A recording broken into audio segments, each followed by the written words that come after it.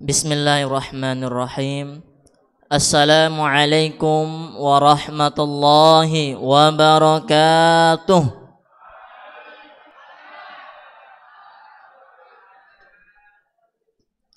Alhamdulillahi rabbil alamin. Assalatu wassalamu ala asrafil anbiya'i wal mursalin wa ala alihi wa ashabihi ajma'in, amma ba'du. Raditu billahi rabba wa bil islami dina wa bi muhammadin nabiyya wa rasulah. Rabbi syrah li sadri wa yassir li amri wahlul uqdatan min lisani yafqahu qawli. Qala Allah ta'ala fi kitabihil karim, a'udzu billahi minasy syaithanir rajim. Ya ayyuhalladzina amanu kutiba 'alaikumus shiyam kama kutiba 'alal ladzina min qablikum la'allakum tattaqun.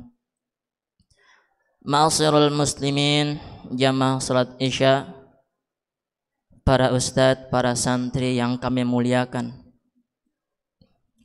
Di malam yang berbahagia ini kita bersyukur kepada Allah Subhanahu wa taala karena berkat segala rahmat dan nikmatnya.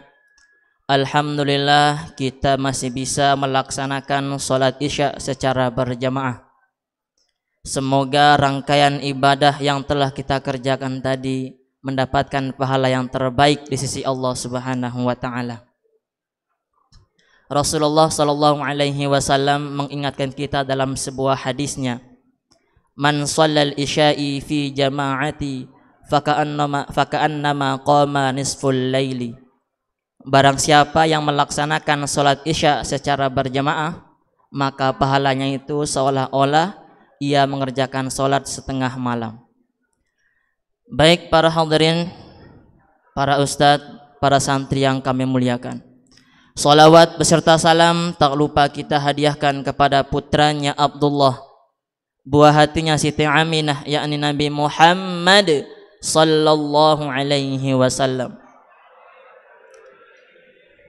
Rasulullah bersabda, "Raghima anfu rajulin dzukirtu indahu falam yusalli alayya."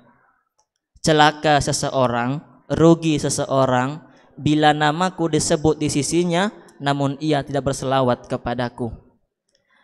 Baik para ustadz, para santri yang kami muliakan, Ramadan yang merupakan bulan yang kita nanti-nantikan, Ramadan yang merupakan bulan yang ingin kita jumpai.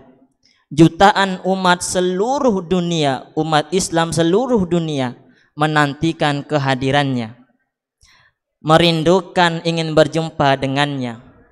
Dan sadarkah kita bahwa sebentar lagi, jangankan menghitung hari, menghitung jam lagi, kita akan berjumpa dengan bulan Ramadan.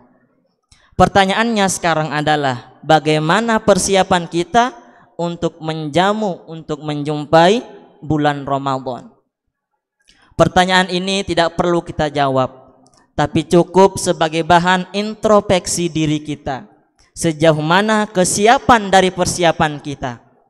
Maka adanya tarhib Ramadan pada malam hari ini adalah bagian dari mematangkan kesiapan dari persiapan kita. Maka tolong kepada para santri, ketika nanti pemateri sudah menyampaikan materinya, tolong fokus simak dengan secara saksama. Ya, semoga nanti Allah Subhanahu wa taala kemudian memberikan kita kekuatan untuk nanti bisa melaksanakan, memaksimalkan Ramadan tahun ini. Alhamdulillah di tengah kita telah hadir pemateri malam ini. Beliau adalah Ustadz Abid. Dengan segala hormat dan ta'zim kita kepada beliau, waktu dan tempat kami persilahkan.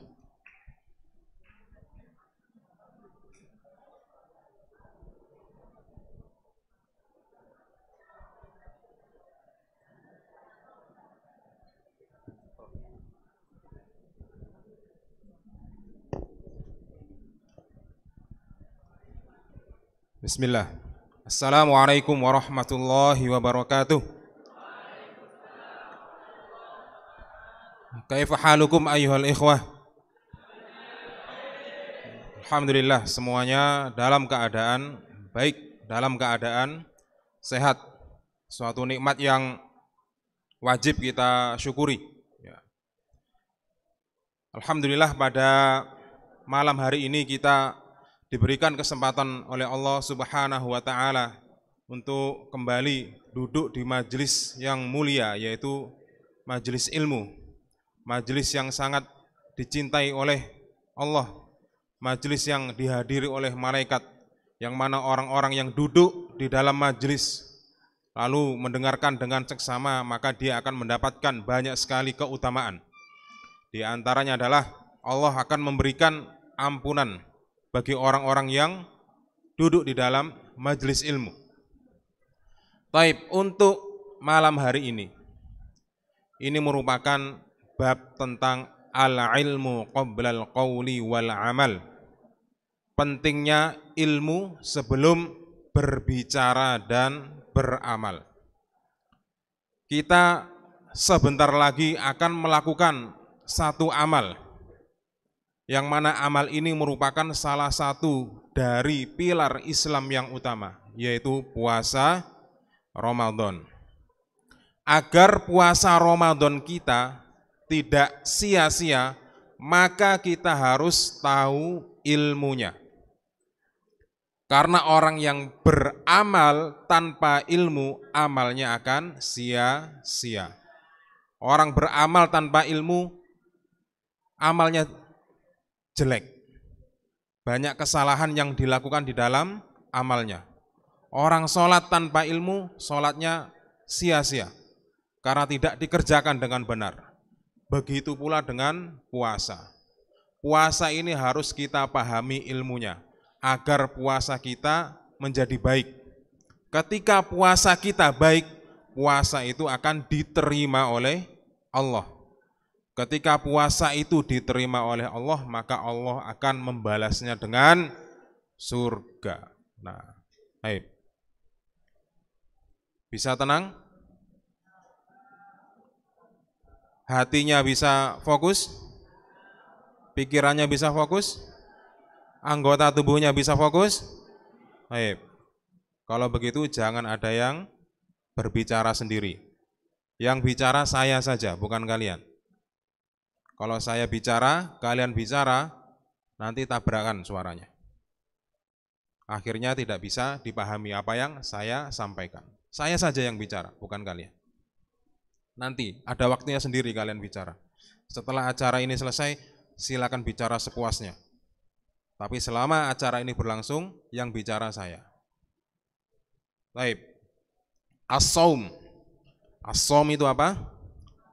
Puasa, atau terkadang disebut juga as-syam. Puasa secara bahasa adalah menahan diri dari sesuatu. Orang yang menahan dirinya untuk mengerjakan sesuatu, dia disebut sedang berpuasa. Seperti ketika ada orang yang menahan dirinya untuk berbicara. Dia tidak mau berbicara dengan siapapun, maka dia sedang puasa bicara. Adapun secara istilah, puasa itu adalah menahan diri dari makan dan minum, serta segala hal yang dapat membatalkan puasa. Mulai kapan? Dari terbitnya fajar, bukan terbitnya matahari ya, terbitnya fajar. Berbeda antara matahari dan fajar. Dari terbitnya fajar hingga terbenamnya matahari, bukan terbenam fajar. Terbitnya fajar hingga terbenamnya matahari. Nanti saya jelaskan apa itu fajar. Disertai dengan niat. Niat untuk apa? Untuk mendekatkan diri kepada Allah. Ya. Ada niatnya. Karena kalau ada orang hanya sekedar tidak makan dan minum dari pagi sampai sore tanpa ada niat untuk mendekatkan diri kepada Allah, dia tidak disebut berpuasa. Hanya sekadar tidak makan dan minum saja. Baik, lanjut Ustaz. Berikutnya. Hukum puasa Ramadan. Apa hukumnya? Wajib. Bukan sunnah, wajib. Dalilnya adalah firman Allah Subhanahu wa ta'ala. Ya ayyuhalladzina amanu. Lanjutkan.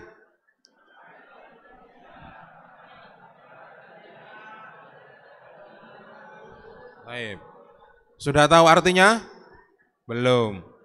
Wahai orang-orang yang beriman, telah diwajibkan kepada kalian untuk berpuasa sebagaimana telah diwajibkan kepada orang-orang sebelum kalian.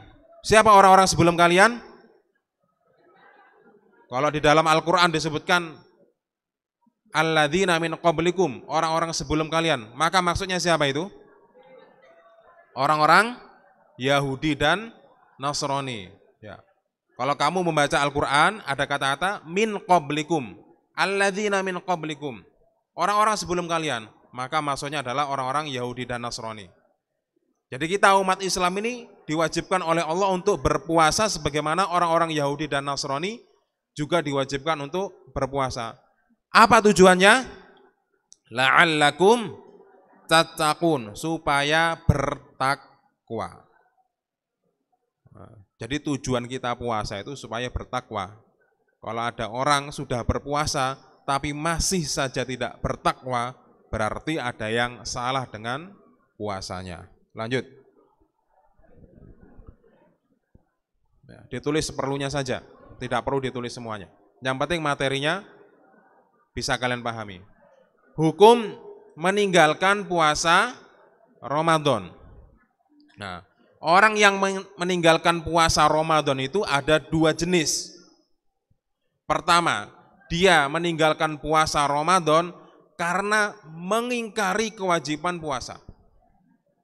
Yang kedua, ada orang meninggalkan puasa Ramadan karena malas, karena ogah-ogahan, karena tidak serius. Orang yang meninggalkan puasa Ramadan karena tidak meyakini akan kewajiban puasa Ramadan, dia hukumnya kafir. Kafir orang yang tidak meyakini kewajiban puasa Ramadan. Meskipun dia berpuasa. Misalnya ada orang puasa Ramadan, tapi dia bilang, saya enggak meyakini kewajiban puasa Ramadan, tapi saya akan tetap berpuasa sebulan penuh. Dia sudah kafir. Karena kewajiban puasa Ramadan itu sudah tetap di dalam Al-Quran dan Sunnah. Lalu ada orang yang meninggalkan puasa Ramadan karena malas.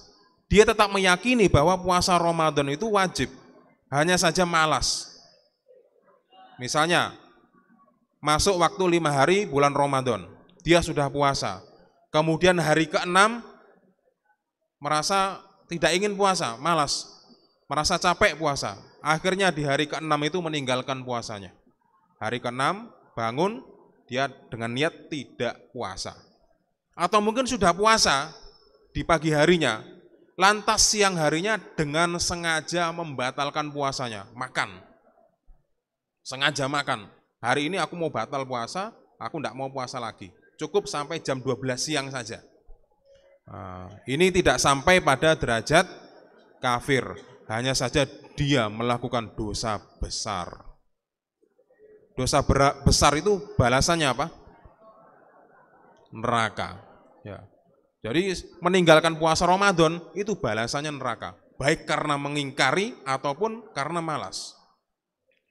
Nah, orang yang malas puasa Ramadan dan meninggalkan beberapa hari puasa di bulan Ramadan, maka dia wajib mengqodoknya. Apa itu mengqodok?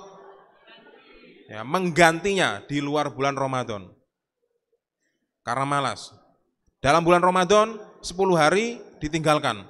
Berarti nanti di luar Ramadan 10 hari itu harus diganti. Lanjut. Kemudian keutamaan puasa Ramadan. Nabi Muhammad SAW bersabda, "Man shoma Ramadhana imanan wahtisaban, ghufira lahu ma taqaddama min dzanbihi." Barang siapa berpuasa Ramadan karena iman kepada Allah dan juga karena mengharapkan balasan surga dari Allah, maka akan diampuni dosa-dosanya yang telah lalu. Dosa apa yang diampuni ini? Dosa besar atau dosa kecil? Yang diampuni setelah selesai mengerjakan puasa Ramadan, dosa besar atau dosa kecil? Dosa kecil, bukan dosa besar. Dosa besar tidak bisa dihapus dengan sholat, puasa, zakat, haji. Tidak bisa. Dengan cara apa dosa besar itu dihapus? Taubat. Dengan cara bertaubat. Dan taubat itu jangan dikira gampang. Sulit. Taubat itu sulit. Kadang ada orang ngaku taubat, besok maksiat lagi. Taubat, maksiat lagi. Tidak gampang taubat itu. Kalau menghapus dosa kecil mudah. Kamu melakukan dosa kecil, sedekah, hilang dosanya.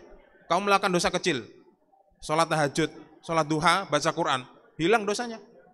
Dosa besar tidak bisa dihapus dengan amal apapun, hanya bisa dihapus dengan taubat. Dan puasa Ramadan hanya menghapus dosa kecil. Kemudian kata aman berikutnya adalah fil jannati tsamaniyatu abwab. Di dalam surga itu ada 8 pintu. Fiha babun yusammar royan. Ada satu pintu yang disebut pintu ar-royan. La yadkhuluhu illas shaimun. Tidak akan memasuki surga melalui pintu ar-royan kecuali orang-orang yang berpuasa. Kalau kamu ingin masuk surga melalui pintu ar-royan, kamu harus jadi ahli puasa. Pintu ini hanya khusus untuk orang-orang yang gemar berpuasa. Ya, berikutnya, hukum atau hikmah disyariatkannya puasa Ramadan. Yang pertama, puasa itu bisa membersihkan jiwa, ya, membuat jiwa itu bersih. Karena orang yang berpuasa itu hawa nafsunya agak ditekan. Dia tidak banyak menginginkan hal-hal yang terlihat di depan matanya. Keinginan-keinginan dunia itu berkurang. Dia juga puasa Ramadan itu membuat seseorang menjadi zuhud terhadap dunia dan condong kepada akhirat. Tidak gila dunia. Dan lebih memikirkan akhiratnya. Puasa Ramadan juga mampu memunculkan rasa empati kepada orang-orang miskin. Jadi kita bisa merasakan apa yang dirasakan oleh orang-orang miskin.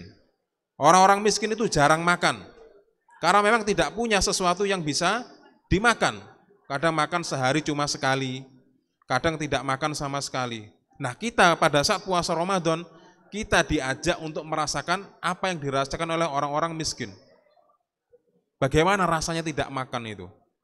Nah, baru nanti terasa, oh ya, lapar, lemah. Sehingga ketika kita melihat orang miskin, kita melihatnya dengan pandangan rahmah. Dia adalah orang yang perlu dikasihi, maka kita bantu. Berikutnya,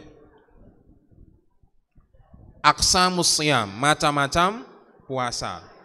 Puasa itu ada 2 jenis, puasa wajib dan puasa sunnah. Ya, puasa wajib, contohnya puasa Ramadan, puasa kafarot. Tahu puasa kafarot? Puasa yang dilakukan karena melanggar hukum Allah. Seperti contohnya melanggar sumpah.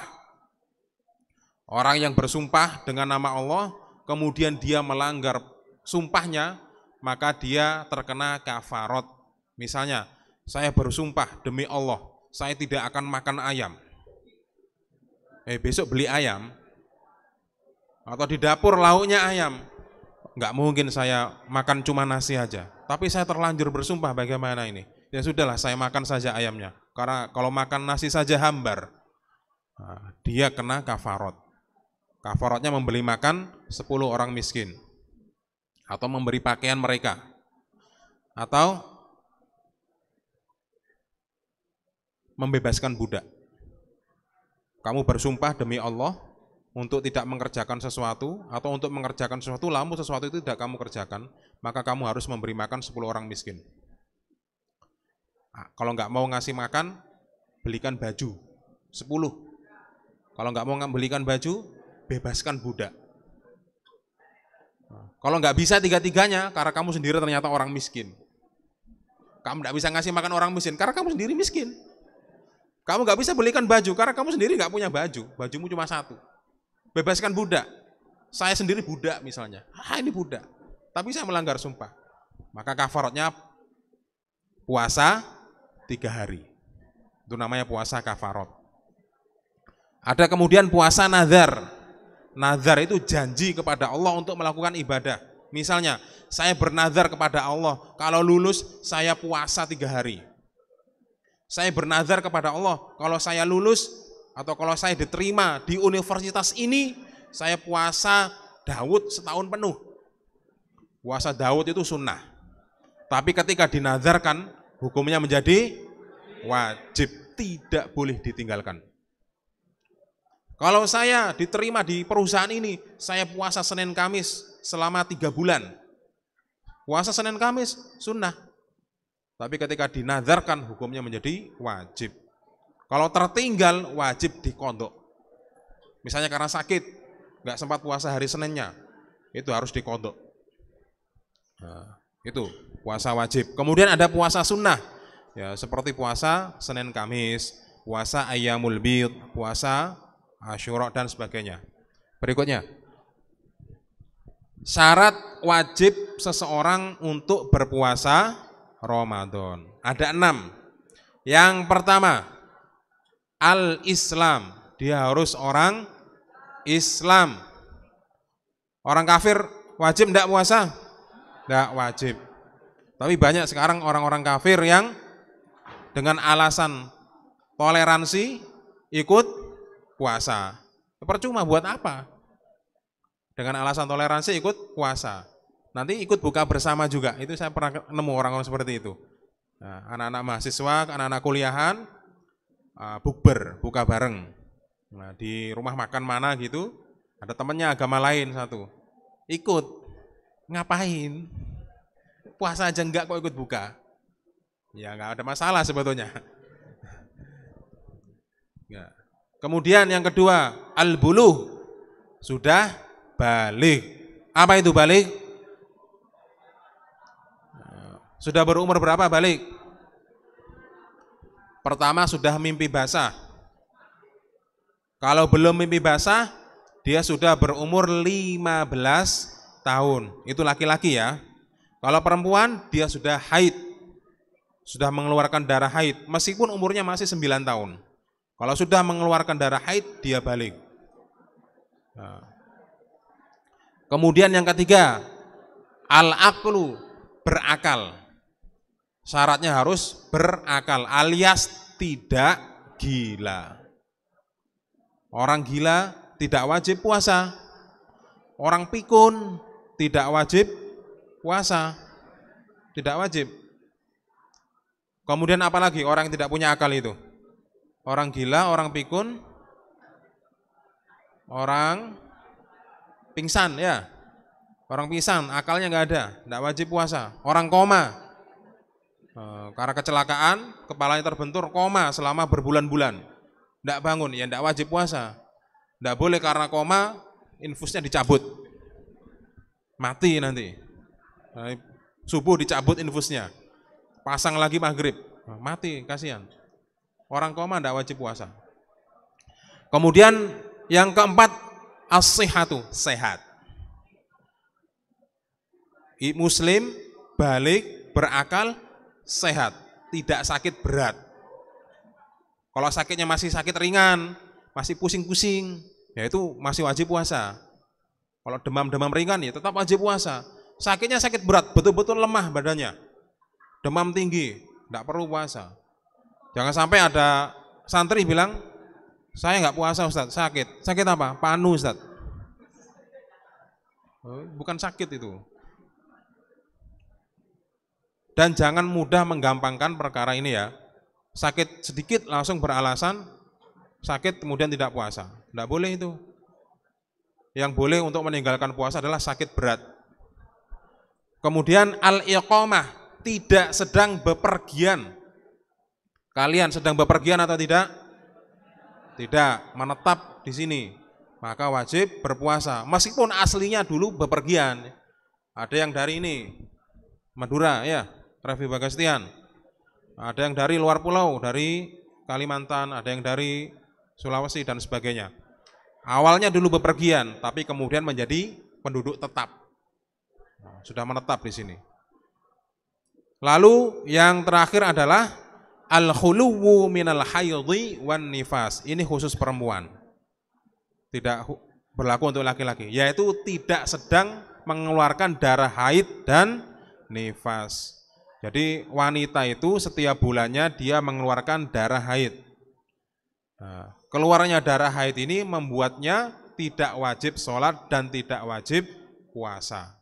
Sholatnya tidak perlu diqodho, tetapi puasanya tetap harus diqodho. Nifas itu adalah darah yang keluar setelah apa? Setelah melahirkan. Berapa lama keluarnya darah nifas? 1 hari? Enggak tahu. Berbulan-bulan ya akhi. Darah nifas itu ada yang keluarnya 2 bulan, ada yang keluarnya 3 bulan, ada juga yang keluarnya 6 bulan, itu ada. Tergantung, masing-masing beda. Ada yang keluarnya banyak sekali itu berarti dia tidak puasa. Orang melahirkan di bulan Ramadan ya tidak puasa setelahnya. Atau sebelum bulan Ramadan sudah melahirkan, dia keluar darah haid selama beberapa bulan, ya tidak puasa. Ya, lanjut. Kemudian cara menentukan masuknya bulan Ramadan dengan cara ru'yatul hilal, melihat hilal. Apa itu hilal? Tahu hilal? Bulan sabit yang masih tipis, kecil sekali. Awal bulan itu bulannya kadang terlihat, kadang tidak. Kalau terlihat itu bentuknya masih ya tipis, belum tebal. Itu namanya hilal. Kalau hilal sudah terlihat, baik diri sendiri melihat, atau ada orang lain yang melihat, atau dapat kabar dari suatu tempat bahwasanya di tempat itu sudah terlihat hilal, maka bulan Ramadan dimulai. Begitu pula ketika menentukan habisnya bulan Ramadan, masuk ke bulan Syawal. Diri kita lihat sendiri, oh hilal Syawal sudah kelihatan. Atau dapat kabar dari orang lain, oh di daerah sini, di Lamongan, hilal sudah terlihat. Berarti kita yang di Surabaya ikut. Puasa Ramadan sudah selesai. Nah, kalau bulan sabitnya tidak terlihat, maka ditentukan dengan cara menggenapkan jumlah hari menjadi 30. Dalam kalender Hijriah, hari dalam sebulan ada berapa? Ada berapa ayo? Dalam kalender Masehi, hari dalam sebulan ada berapa? Ada 30, ada 31, ada 1 bulan 28 hari. Bulan apa itu? Februari. Itu kalender Masehi. Kalau kalender Hijriah, jumlah hari ada berapa? 29 saja. Tidak ada 28. Tapi ketika sudah masuk tanggal 29 dan hilal belum terlihat, maka harinya digenapkan menjadi 30. Kalau misalnya ada mendung, tidak terlihat, ya sudah 30. Nah, nanti bulan Ramadan begitu, kita di hari 29 akan melihat hilal. Terlihat belum hilalnya? Oh terlihat, berarti selesai di hari ke-29. Hilalnya nggak terlihat karena apa? Ada awan yang tebal menutup, berarti besok masih puasa. Puasanya ditambah 1 hari lagi, menjadi 30. Baik, berikutnya. Waktu niat. Nah, waktu niatnya ini ada 2. Ya. Yang pertama kita berniat di awal bulan. Di awal bulan Ramadan, malam harinya, ya, niat itu di malam hari ya, bukan ketika pagi hari matahari sudah terbit, enggak boleh. Atau ketika sudah masuk waktu subuh baru niat, tidak boleh, tidak sah puasanya. Niat harus terjadi di dalam hati sebelum masuk waktu subuh. Malamnya sudah terjadi, atau niat itu terjadi dengan makan sahur. Kamu bangun, kemudian makan sahur, itu niatnya sudah terjadi, tidak perlu diucapkan. Karena niat tempatnya bukan di lisan, tapi di hati. Dan niat tidak bisa disuarakan. Lalu yang kedua adalah niatnya terjadi di setiap malam. Jadi setiap malam itu harus terbesit di dalam hati kita keinginan untuk berpuasa pada besok harinya. Seandainya malam itu kita sudah berniat, kemudian kita bangun terlambat, bangunnya sudah masuk waktu subuh, maka kita sudah berpuasa. Tapi kalau malamnya tidak berniat, nah itu jangan sampai. Berikutnya, waktu berpuasa dimulai dari munculnya fajar shadiq. Apa itu fajar shadiq? Fajar shadiq adalah sinar, ya, kamu bisa lihat di gambarnya itu, sinar memanjang dari utara ke selatan. Fajar itu bukan matahari ya. Fajar itu sinar yang melebar dari utara ke selatan. Seperti itu. Yang diikuti dengan munculnya matahari beberapa saat kemudian. Sekitar 1 jam kemudian matahari muncul. Itu namanya fajar. Sampai kapan? Sampai terbenamnya matahari. Kalau itu, gambarnya itu, sudah terbenam belum itu? Belum. Kapan terbenamnya? Ketika bola mataharinya itu betul-betul hilang dari garis horizon. Betul-betul tenggelam seluruhannya, kamu boleh langsung minum. Ya. Pernah nggak lihat pemandangan seperti ini? Sunset di laut. Ya, saya dulu pernah waktu di perjalanan pulang dari Jayapura dari Nabire ke Jayapura, naik kapal dulu saya. Nah, di tengah laut saya berdiri di belakang kapal melihat matahari sedikit demi sedikit turun ke bawah sampai tenggelam. Dan ternyata ketika matahari sudah habis betul-betul terbenam, langit itu masih terang, belum gelap ya. Gelapnya nanti ketika sudah berlangsung setengah jam, itu baru langit mulai gelap. Nah, lanjut. Uzur-uzur yang membuat seseorang boleh untuk tidak berpuasa. Nah, uzur yang pertama adalah sakit. Ingat, sakitnya bukan sakit ringan ya, tapi sakit berat. Sakit yang membuat badan menjadi lemah. Nah, orang yang sakit dan dia sakitnya bisa sembuh, bisa hilang, maka dia wajib mengqadha. Orang sakit demam tinggi di bulan Ramadan, dia boleh untuk tidak berpuasa. Karena kalau puasanya dilanjutkan berbahaya, bisa mati.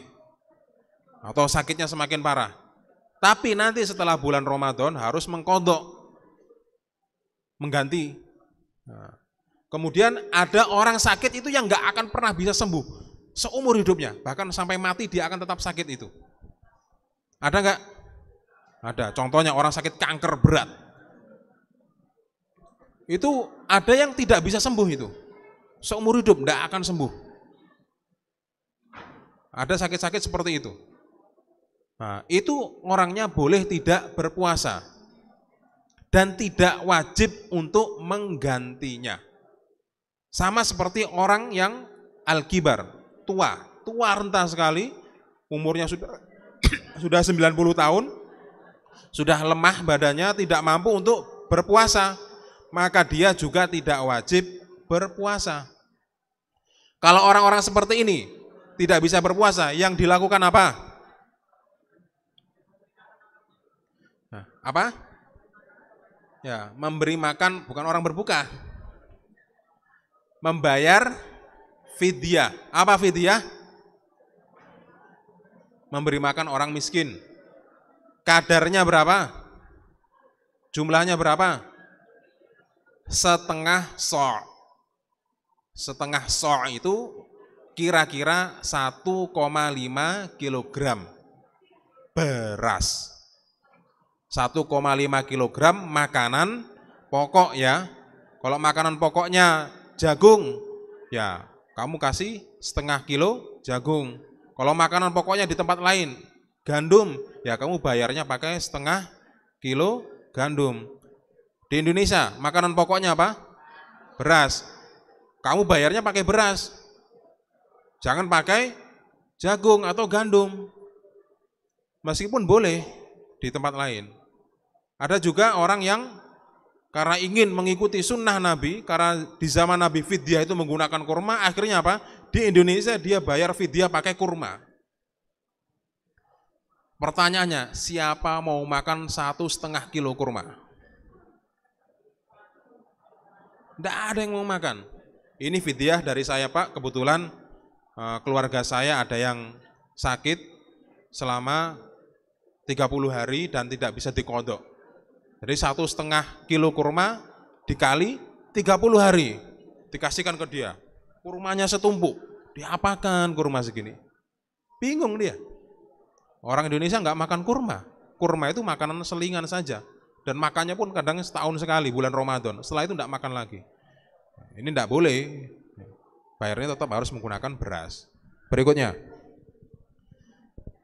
Di antaranya juga yang membolehkan seseorang untuk tidak berpuasa adalah safar, bepergian jauh, bukan bepergian dekat ya. Kalau dari Surabaya ke Bangkalan safar bukan? Surabaya Sidoarjo safar bukan? Bukan, itu bepergian dekat. Bepergian jauh misalnya dari Surabaya ke Jogja, jauh itu, baru boleh untuk tidak puasa. Kalau bepergian dekat, harus tetap berpuasa. Kalau perginya ke misalnya dari Surabaya ke Jakarta naik pesawat, nggak capek sama sekali. Pergi ke bandara Juanda, bawa barangnya sedikit, naik pesawat, pesawatnya dingin, turun di sana, naik taksi sampai hotel. Wajib puasa atau tidak? Tidak capek sama sekali, tidak berkeringat bahkan.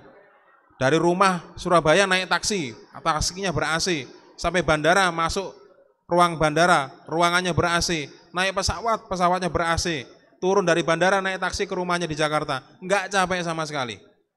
Wajib puasa atau tidak? Tidak wajib. Mengapa? Karena dia bepergian jauh. Alasannya satu, bukan karena beratnya perjalanan, ingat itu. Karena dia bepergian jauh, meskipun bepergiannya ringan. Ya.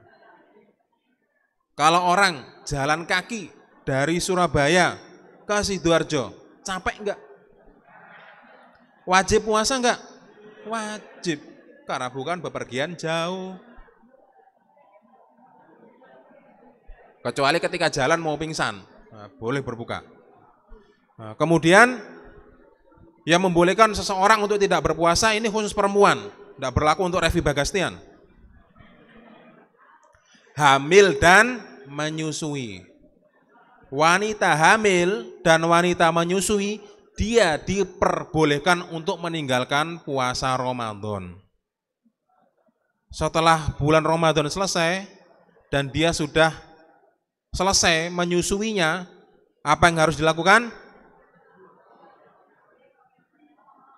Apa yang harus dilakukan? Mengqadha puasanya.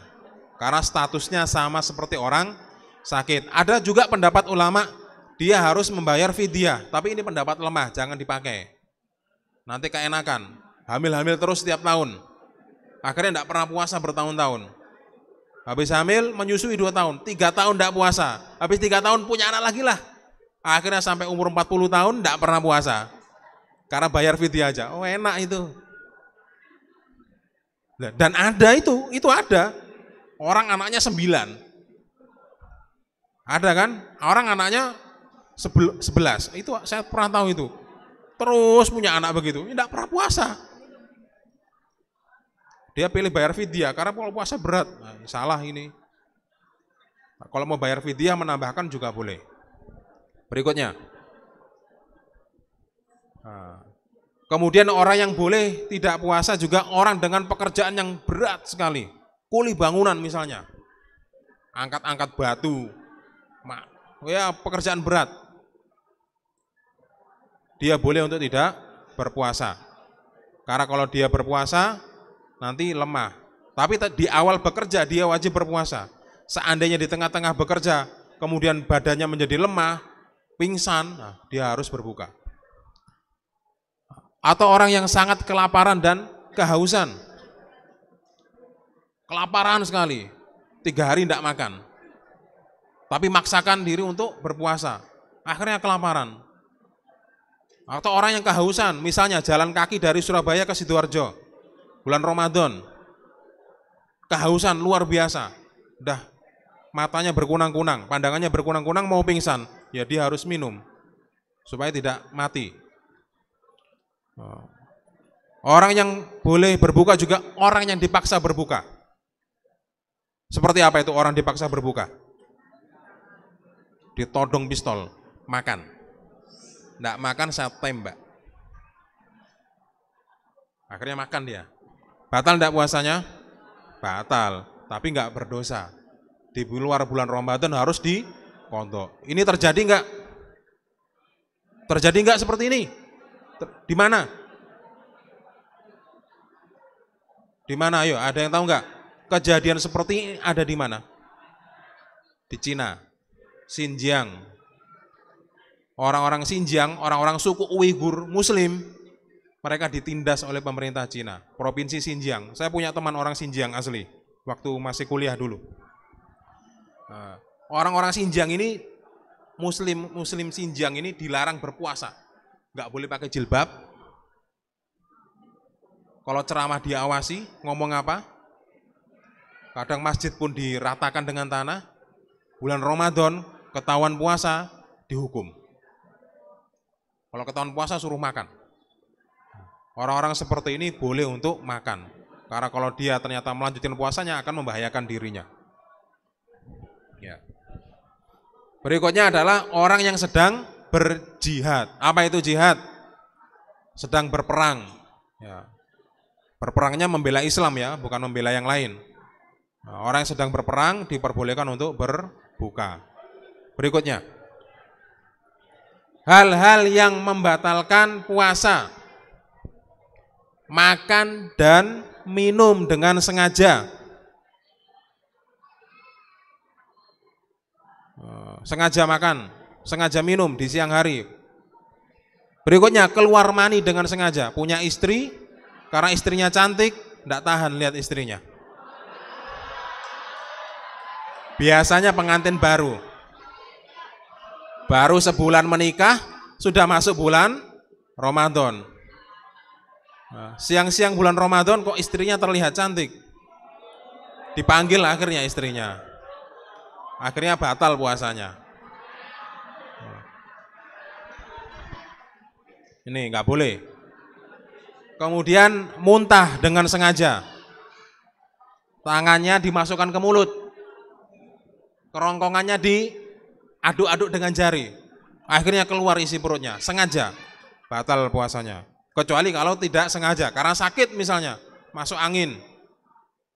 Badannya tidak enak, kemudian siang hari berpuasa. Dan ternyata muntah, ya tidak batal. Karena tidak disengaja.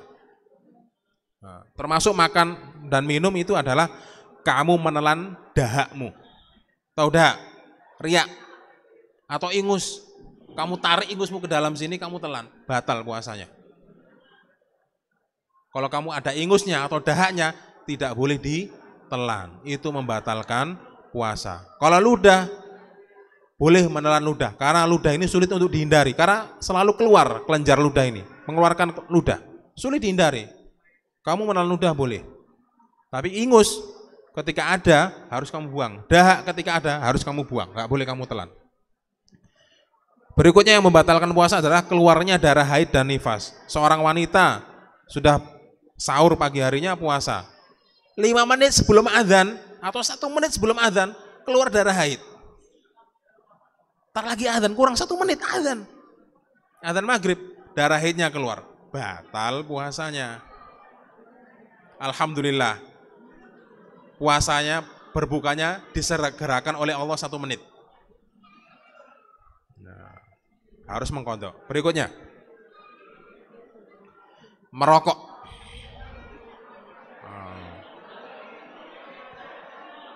Jangan merokok. Merokok perbuatan buruk. Dan merokok ini membatalkan puasa karena statusnya sama seperti makan dan minum. Yang membatalkan puasa juga adalah berniat untuk membatalkan.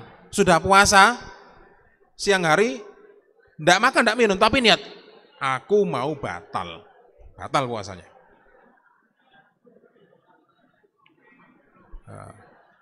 Yang berikutnya, murtad. Sahur malam harinya, siang hari pergi ke gereja. Karena beriman kepada Yesus. Murtad, batal puasanya. Tidak ada ceritanya, saya memang sudah murtad, tapi mau saya lanjutkan sampai maghrib. Enggak fungsi.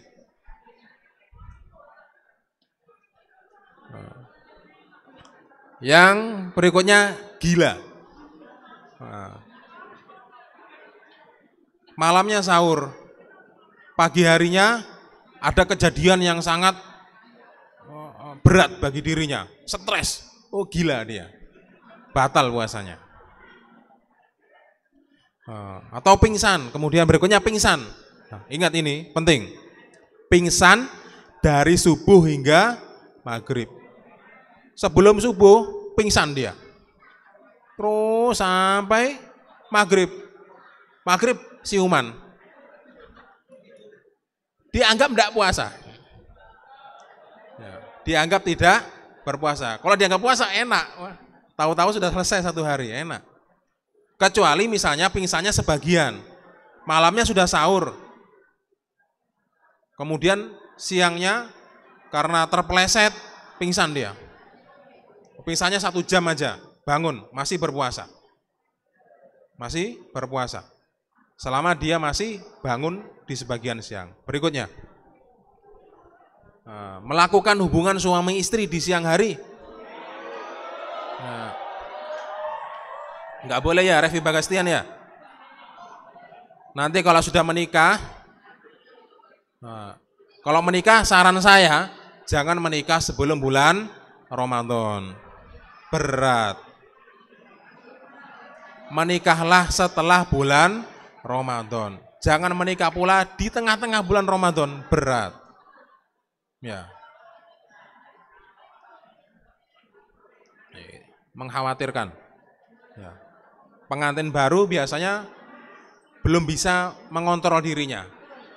Tapi pengantin lama yang sudah 5 tahun menikah itu sudah terkontrol. Ya. Nanti kalian rasakan sendiri itu. Karena masih seneng-senengnya. Kalau udah 5 tahun sudah bosan-bosannya. Berikutnya adalah menggunakan infus. Apa itu infus? Ya, makanan yang dimasukkan ke dalam pembuluh darah ya. Itu juga membatalkan puasa. Kalau suntik bagaimana? Sakit disuntik. Batal enggak puasanya? Tidak batal, karena suntik itu bukan makanan. Ada yang pernah diinfus?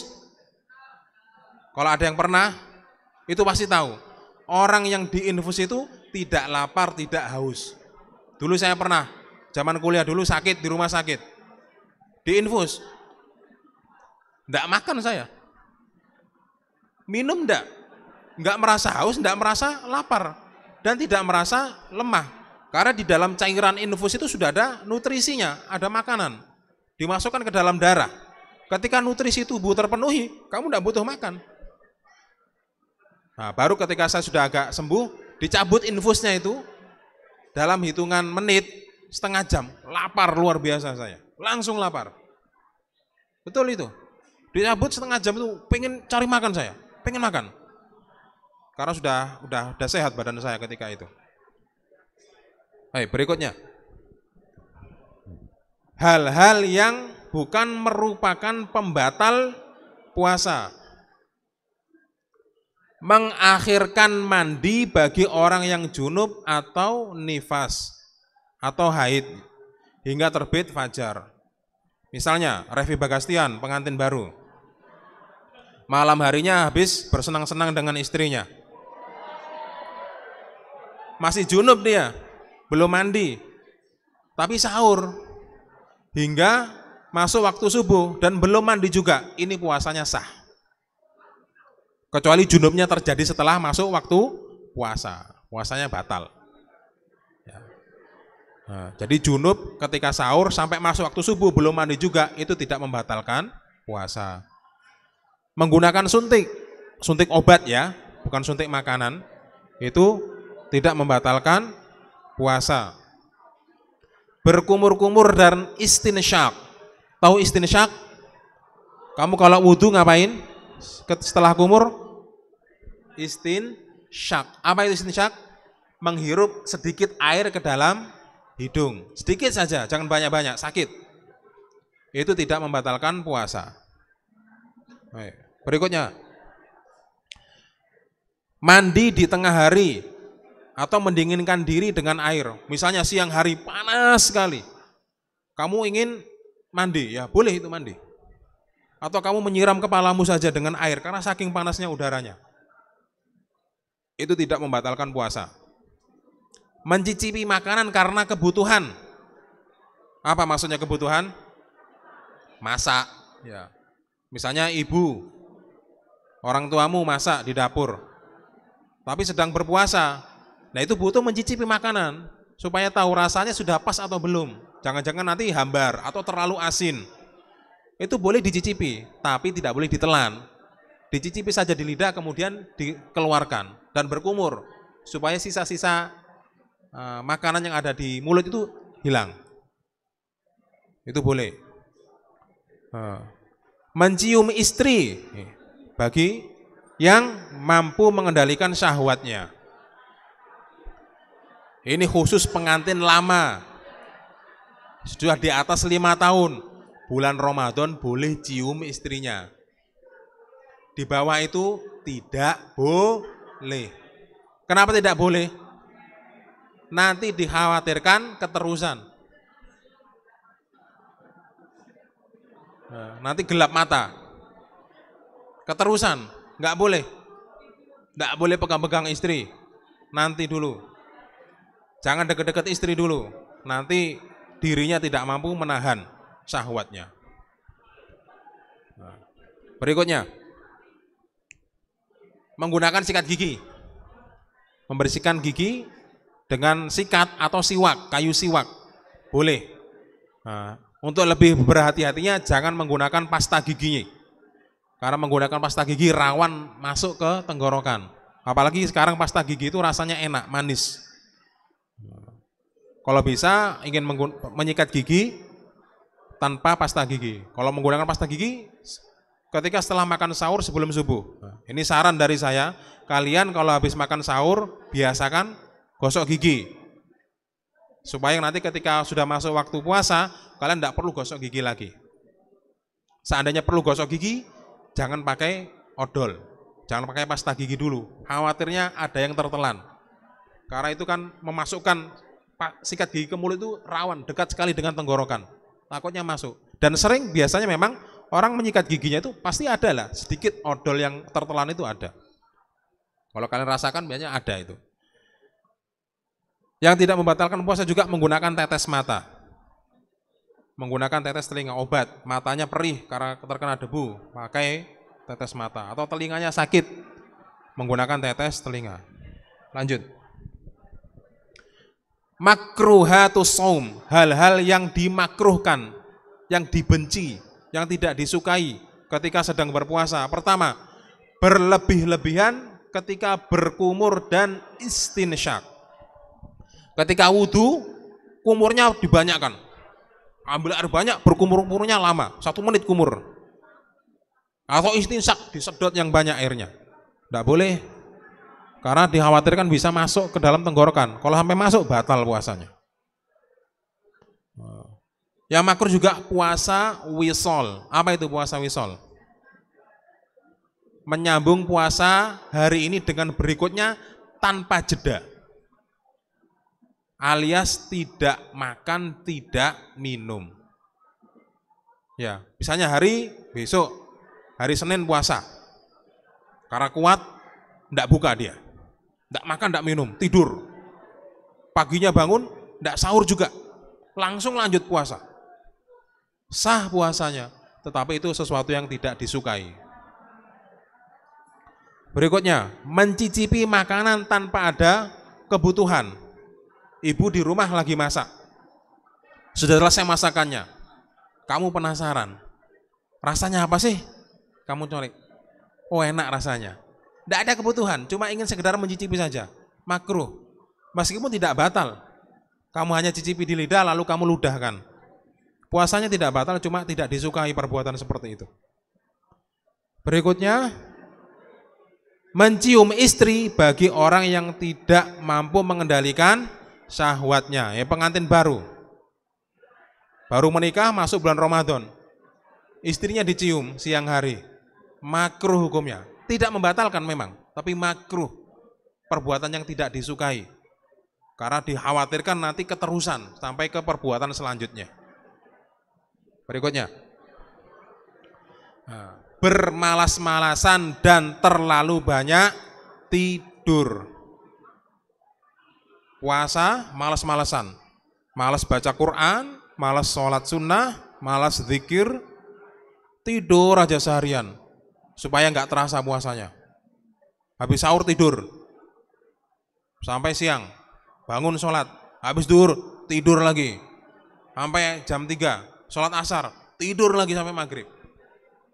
Nah, ini perbuatan yang tidak baik. Harusnya puasa diisi dengan ibadah.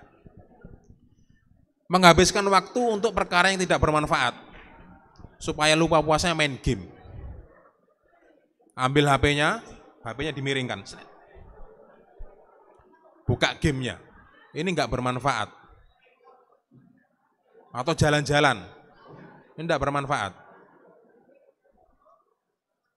Ini hal yang tidak disukai. Berikutnya, kesalahan-kesalahan dalam berpuasa. Melafalkan niat. Jadi niat itu tidak perlu dilafalkan. Niat itu letaknya bukan di lisan, tapi di hati. Ketika hatinya sudah di dalam hatinya sudah terbesit niat, maka sudah terjadi. Tidak perlu diucapkan dengan lisan. Berpuasa tapi tidak sholat. Ada banyak seperti ini. Masuk bulan Ramadan puasa, tapi tidak mau sholat, atau sholatnya bolong-bolong. Ini tidak fungsi puasanya. Kenapa? Karena kafir. Orang meninggalkan sholat itu kafir. Orang kafir tidak perlu puasa. Ya. Ini kalian kalau di rumah sholat tidak? Sholatnya 5 waktu? Atau masih bolong-bolong? Jangan sampai ada santri di sini sholatnya bolong-bolong. Kalau dulu masih bolong-bolong, tobat. Tinggalkan perbuatan seperti itu. Jangan pernah diulangi lagi. Jangan-jangan juga nanti ada yang sholatnya di pondok aja. Karena teman-temannya sholat. Pulang ke rumah enggak sholat lagi. Kemudian berbohong. Berbohong ketika puasa. Ini tidak membatalkan puasa memang, tapi membatalkan pahala puasa. Puasanya sah, tapi enggak ada pahalanya. Berikutnya adalah menahan maksiat hingga waktu berbuka. Pengen maksiat, tapi lagi puasa. Takut pahalanya hilang, nantilah maksiatnya habis buka, baru maksiat. Misalnya, lihat mangga di rumah tetangga, wah mangganya sudah matang ini, manis-manis mangganya ini, tapi lagi puasa. Nantilah saya curinya. Habis maghrib saya curi, atau nanti malam saya curi. Kalau saya curinya siang-siang, pahalanya hilang nanti. Nanti aja. Tidak boleh itu. Salah. Lanjut. Tidurnya orang berpuasa adalah ibadah. Ini sering kita dengar pemahaman orang begini. Naumus shaimi ibadah. Tidurnya orang puasa ibadah. Kata siapa?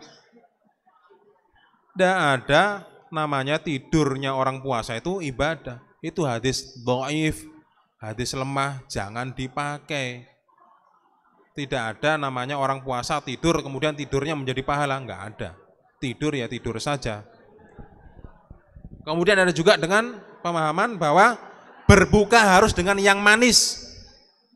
Sering dengar ini? Enggak ada tuntunannya berbuka dengan yang manis. Beli es. Pokoknya beli jajan-jajan yang manis kue. Berbuka sunnah dengan yang manis-manis, enggak ada itu. Sunnahnya berbuka dengan apa? Kurma. Buah kurma. Kalau enggak ada kurma, dengan apa? Air putih. Nah. Jadi kalau kamu berbuka puasa, sediakan kurma. Sunnahnya itu, ada pahalanya itu. Bukan tahu isi. Bukan ya. Sunnahnya boleh ketika buka makan tahu isi boleh. Tapi sunnahnya kamu mendahulukan kurma dulu. Nggak ada kurma, adanya tahu isi sama air putih. Mana yang kamu dahulukan? Air putihnya. Bukan tahu isinya. Ya, nggak ada sunnah seperti ini. Berbuka dengan yang manis-manis. Nggak ada. Kemudian balas dendam setelah berbuka. Apa maksudnya balas dendam setelah berbuka? Makan sebanyak-banyaknya. Karena seharian sudah puasa, dipenuhkan perutnya. Nanti malam makan lagi yang banyak. Alasannya apa? Besok puasa nggak bisa makan. Jadi malam hari itu digunakan untuk balas dendam. Beli jajan, pergi ke rumah makan, mau makan yang enak-enak. Akhirnya setelah keluar Ramadan, berat badannya bertambah. Kalian setelah bulan Ramadan, biasanya berat badannya naik atau turun? Kalau naik berarti salah puasanya. Nggak puasa itu, cuma pindah waktu makan. Kalau saya pribadi pasti turun. Ya karena memang berkurang. Biasanya makan sehari 3 kali jadi sehari 2 kali. Pasti turun. Iya Revi Bagastian. Kamu tambah naik atau turun? Turun ya, jangan sampai naik. Ya, baik. Mungkin itu saja. Ya, sudah habis ya, Revan ya. Coba pencet selanjutnya, habis. Oh ya, habis. Baik. Ada yang ingin ditanyakan?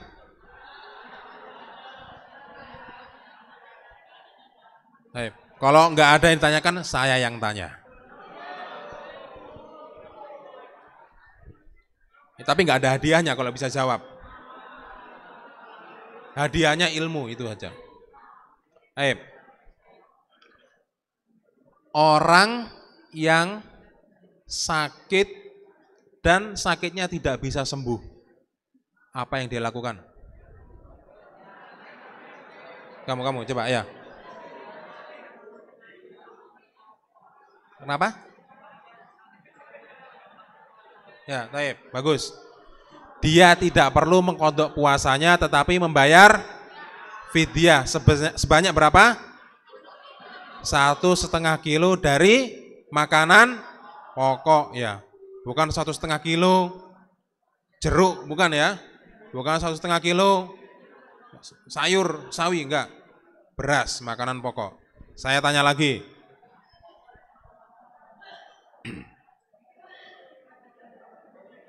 Orang kalau bepergian dari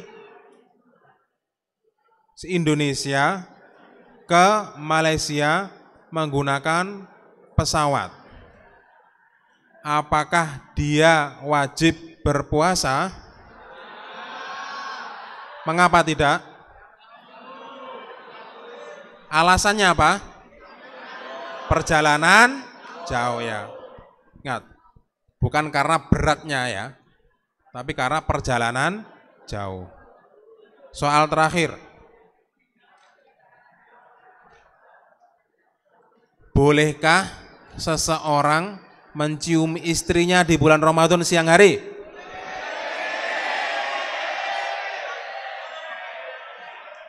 Hukumnya apa? Makruh, betul makruh? Ada dua hukumnya.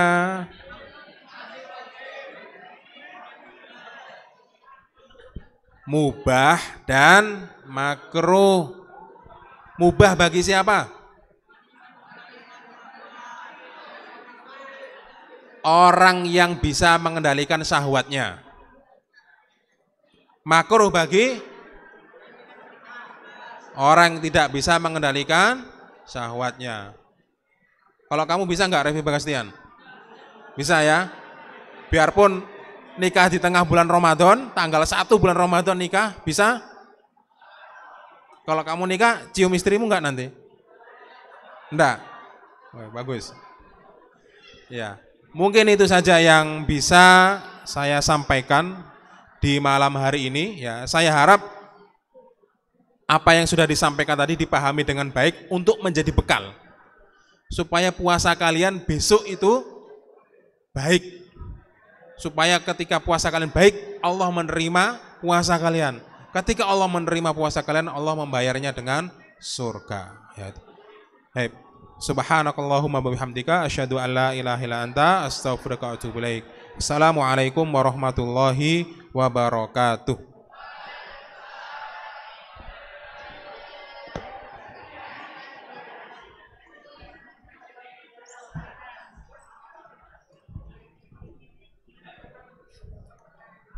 Jazakumullah, kami sampaikan kepada Ustadz Abed Ikhwan yang telah menyampaikan materinya pada malam hari ini.